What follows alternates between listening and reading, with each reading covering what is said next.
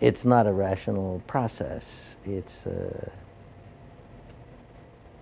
There are two or three threads, but I'm a psychiatrist by training, a physician and a psychiatrist, but I also am an entrepreneur. So while I was working as a psychiatrist, I ran an oil company, my own oil company, small oil company, an equipment leasing company, and a real estate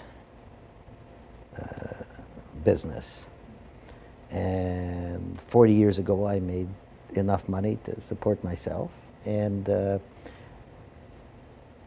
I got into this part, a lot of it is by chance, sort of like the way we're doing this interview. Not planned.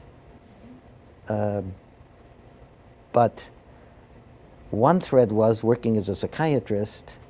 I was working with chronically mentally ill people living in the community, some of them homeless. And I quickly learned that their poverty was an overriding set of variables. So we started doing poverty strategies. We did things for housing, work,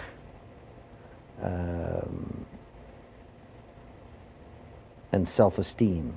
And that had more motivating force than any of the formal psychiatric approaches. So I wanted to learn more about that. And it was very clear in the worldview that homeless, mentally ill, who are poor, are actually in middle class on the world scale. So I went to Bangladesh to learn about poverty. And I did the same thing as I did in psychiatry. I mean, what I did to create what was regarded as innovative programs in psychiatry is I talked to the people with major mental illness in hospitals and asked them what their views were about the experience, and I actually listened to what they had to say. So I went to Bangladesh and talked to poor farmers. And I've been continuing to do that. That is, all of this stuff is based on customer information. And from the beginning, I decided that I would interview at least 100 of these people every year.